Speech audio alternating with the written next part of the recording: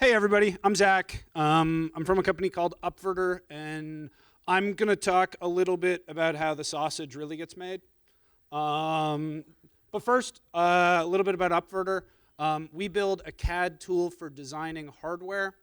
Our mission is to make the future happen sooner. We think hardware engineers are responsible for a big part of that, and we build a tool to make them better.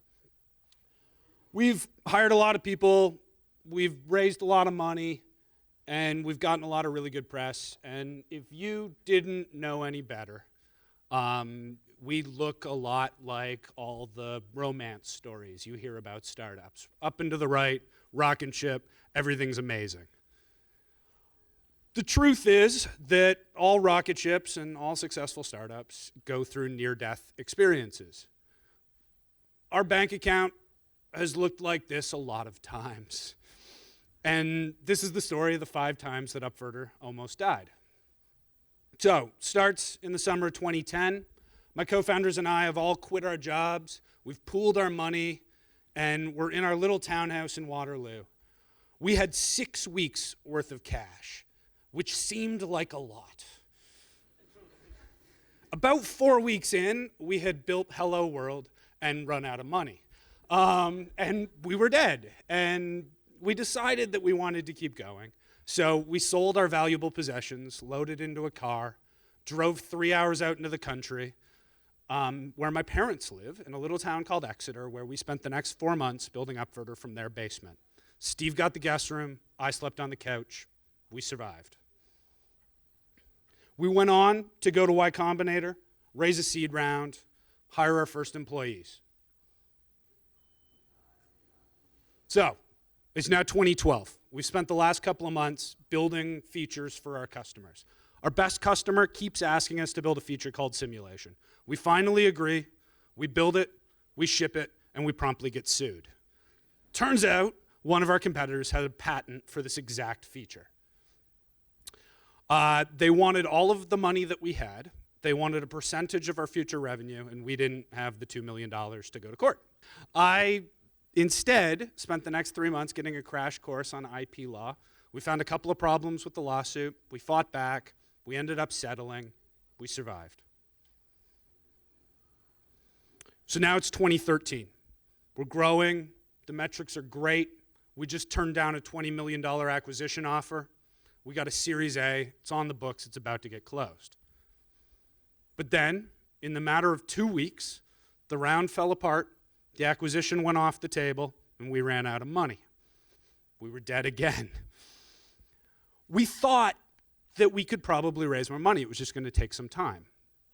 So we pulled out our credit cards. We paid payroll. 3 months and $80,000 worth of credit card debt later, we closed a $2 million seed round. And we survived. So, start of last year, we really reaped the benefits of moving back to Toronto from San Francisco. We weren't in a great position to raise. We were out of money. If we were anywhere else in the world, we'd be dead. But because we're in Toronto, we were able, through Shred and IRAP, to get about 9 months worth of runway. And we survived. Now, we were growing. Things were good. We were on track. And we thought we were going to make it to profitability before this 9 months ran out. Unfortunately, we didn't quite make it. And so, it's the fall of 2015, about 4 months ago. We are out of government money. We can't do the credit card trick again. We can't raise. And my mom won't let the 15 of us move into the basement. So it's basically endgame.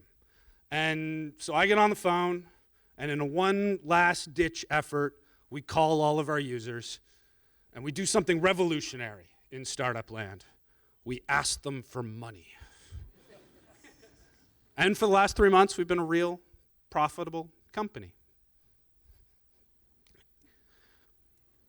If there's a moral to this story, it's don't die. Paul Graham likes to say that if you can just avoid dying, you get rich. Sounds like a joke, but it's actually a pretty good description of a typical startup. It's what happened to them at ViaWeb, and it's what we're trying to do at Upverter. Thanks. You can take questions. Two questions. No questions? There's one. We did such a good job asking the mayor questions. We had like notebooks and challenging questions. All right, hit This mic button here. Yeah, Oh, hit the awesome. Thanks for the talk. That was amazing. Could you give us a little bit insight about getting talent and how that was? And did you get most of your talent when you were in San Francisco or Silicon Valley, or when you're up here in Toronto, and how that experience was? Yeah, for sure. So for us, we all went to the University of Waterloo, and though we raised all of our money, most of our money, in San Francisco, and we spent a lot of time down there, 100% of our employees have been in Toronto, and all but 3 of them were University of Waterloo grads. Most of them we found through the co-op program. And so for a little while, we were really big fans of the co-op program. We hired out of there. We paid people peanuts. They turned out to be excellent. They turned into full-time employees. It turned out to be a really, really good channel for us. It is very dependent on the buzziness of your situation. If the students have heard of your startup, you have a really good chance of getting good ones to apply. We had that for a little while. We lost that, and it made things a lot harder. So it's been harder more recently. But that's where our team came from. So like right now, 100% of the company went to the University of Waterloo before joining Upverter. Another question? turn on your mic.